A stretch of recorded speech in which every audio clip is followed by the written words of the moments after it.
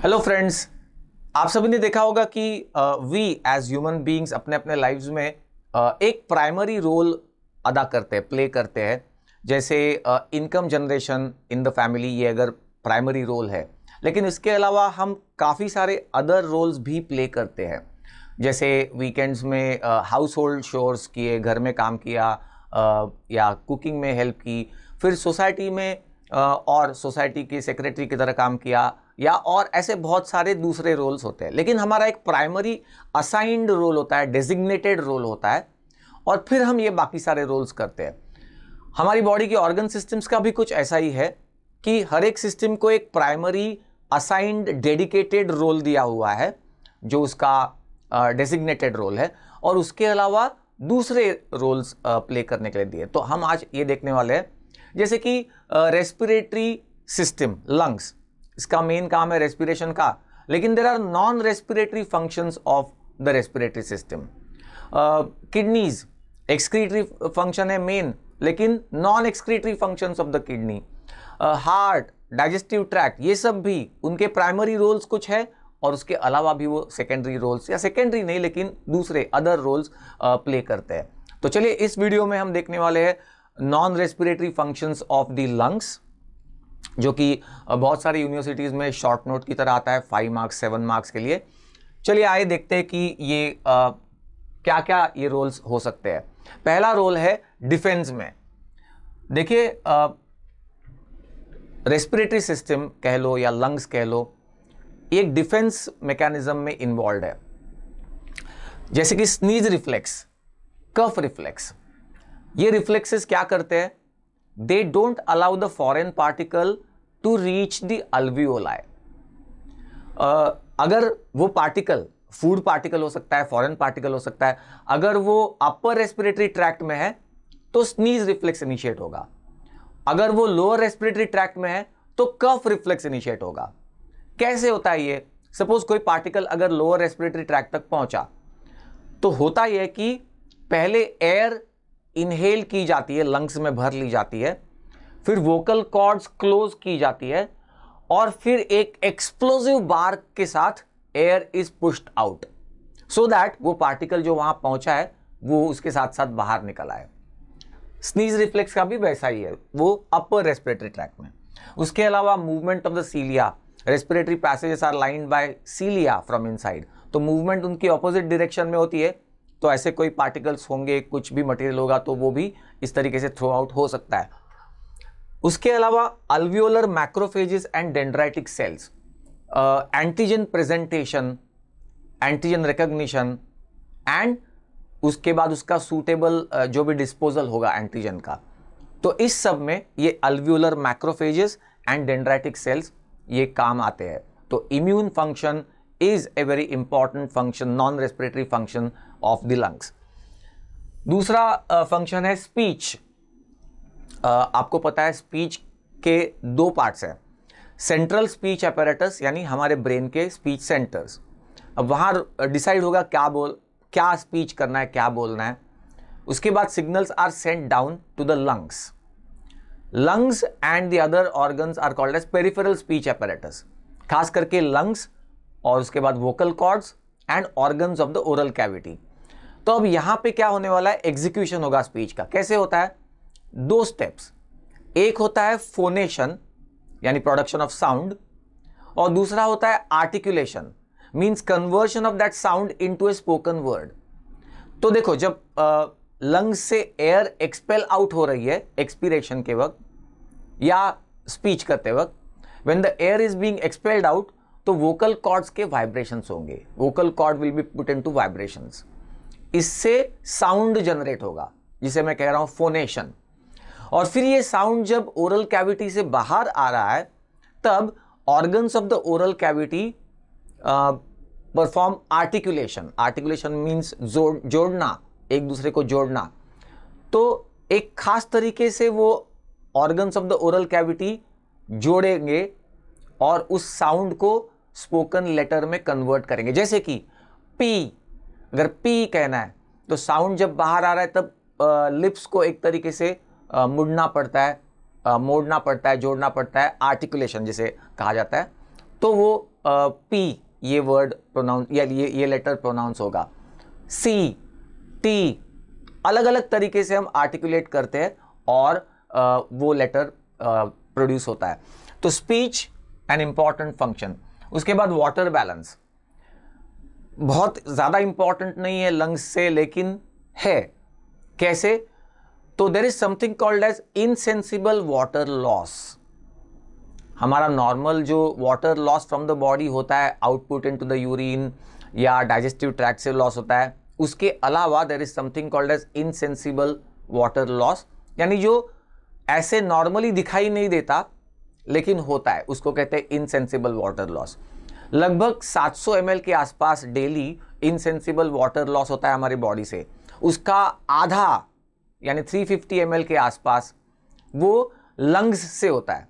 जब हम excelled air, expired air जब बाहर आ रही है तो कुछ वाटर मॉलिक्यूल्स जो गैसियस स्टेट में है वो भी बाहर आते हैं, और इस तरीके से कुछ एक 350 ml water is lost via expired air. तो वाटर बैलेंस में थोड़ा बहुत रोल। बाकी 350 ml स्किन से लॉस होता है, बाकी 350 ml, so that's called as insensible water loss. उसके अलावा air conditioning, yes, respiratory passages का एक इंपॉर्टेंट फंक्शन है एयर कंडीशनिंग। जैसे कि जो हम एयर इंस्पायर कर रहे हैं उसको एटमॉस्फेरिक टेम्परेचर है, लेकिन जब वो रेस्पिरेटरी पैसेज में जाएगा, अभी टू कोल्ड या टू वार्म एयर है तो वो अच्छी नहीं होगी, और इसलिए रेस्पिरेटरी पैसेज क्या करते हैं, उसका टेम्परेचर जो है वो बॉडी टेम्परेचर को लाते हैं।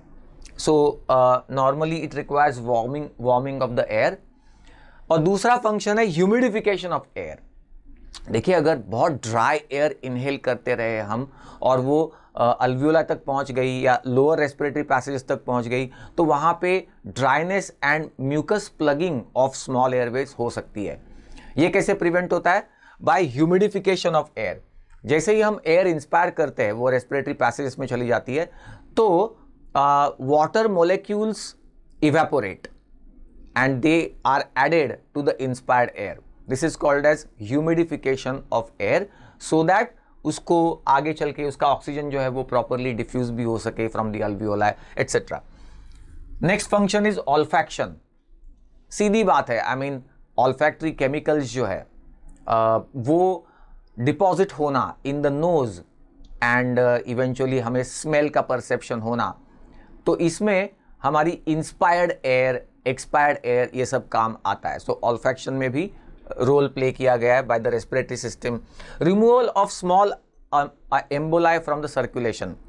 There is formation of micro emboli in our body, और इन माइक्रो एम्बोलाई को सिस्टेमिक सर्कुलेशन से निकाल देना, ये काम मतलब वो सर्कुलेशन या वो ब्लड जब लंग्स में जाता है तो उसको वहाँ से रिमूव कर देना, ये भी एक पल्मोनरी सर्कुलेशन का या लंग्स का काम है। रिजर्वॉयर फंक्शन, यस, ये एक इंपॉर्टेंट फंक्शन है। रिजर्वॉयर किस चीज़ के लिए? खास करके लेफ्ट वेंट्रिकल के लिए रिजर्वॉयर का काम किया जाता है, क्योंकि देखिए ब्लड जो है वो राइट वेंट्रिकल से लंग्स में, फिर लंग्स में से लेफ्ट वेंट्रिकल में जाने वाला है। अब लेफ्ट वेंट्रिकल को तो वो आगे आगे पंप करना है, लेकिन किसी कारण अगर लेफ्ट वेंट्रिकल हैंडल नहीं कर पा रही है तो लंग्स उतना ब्लड को जाने से डिक्रीज भी कर सकते हैं। In that sense they perform the reservoir function of the lungs, reservoir function of blood at any given point of time. I mean दूसरा एक उसका एंगल ये है कि at any given point of time 15 to 18% of the blood volume is present in the lungs. तो अगर किसी और ऑर्गन सिस्टम को एक्स्ट्रा ब्लड की जरूरत पड़ी तो it can be diverted from the lungs, and in that sense also it performs the reservoir function. और लास्ट सबसे इंपॉर्टेंट जो अक्सर हम देखते हैं आपके आंसर में लिखा है कि नहीं, वो है एंडोक्राइन एंड मेटाबॉलिक फंक्शंस। तो जैसे कि कुछ substances are synthesised in the lungs and used locally in the lungs. Some substances are synthesized and released into the general circulation. Some substances are removed from the circulation. ऐसे बहुत सारे functions है, so let's check it out.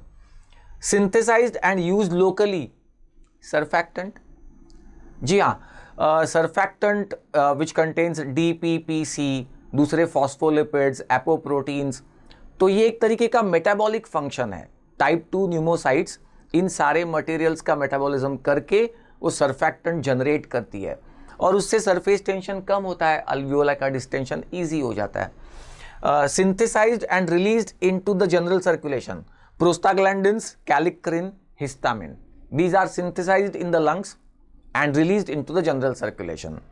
उसके बाद removed from the circulation, उल्टा circulation से हटा देने का, तो ऐसे कौन से है? प्रोस्टाग्लैंडिन्स, सेरोटोनिन, एसिटाइलकोलिन, नॉरएड्रेनालिन, इनको सर्कुलेशन से पार्शियली या कंप्लीटली रिमूव करना, ये भी लंग्स काम करते हैं। और last but not the least, ये मैंने सबसे आखिर में डेलिबरेटली रखा है, एक्टिवेशन ऑफ एंजियोटेंसिन 2। आपको पता है एंजियोटेंसिन 2 ये one of the most potent vasoconstrictors है, लेकिन ये कहां बनता है? ये बनता है लंग्स में। देखिए एंजियोटेंसिन 1 जो है एक डेकापेप्टाइड है, और जब भी ब्लड वॉल्यूम और ब्लड प्रेशर कम होगा तो रेनिन फ्रॉम द किडनी वो एंजियोटेंसिन 1 बनाएगी। फिर ये एंजियोटेंसिन 1 घूमते घूमते जब लंग्स में आएगा तो लंग्स में एक एंजाइम है एस, एंजियोटेंसिन कन्वर्टिंग एंजाइम। कहां बनता है ये?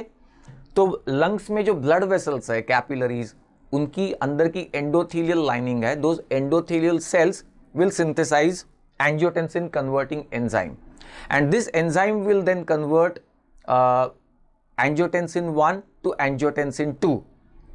तो ये angiotensin 2 which is एक octapeptide, it will be formed in the lungs, और फिर वो जाके अपने काम करेगा, जैसे कि वेजोकॉन्स्ट्रिक्शन हुआ, सोडियम और वाटर का रिटेंशन हो गया, एटसेट्रा। इसके अलावा एस एंजाइम का और एक बहुत ही इंपॉर्टेंट फंक्शन है, inactivation of bradykinin and other काइनिन्स। बहुत ही इंपॉर्टेंट रोल माना गया है इस एंजाइम का, एस एंजाइम का। तो ये बहुत इंपॉर्टेंट एंडोक्राइन और metabolic functions of the lungs. And in summary this was the these were the non respiratory functions of the respiratory system.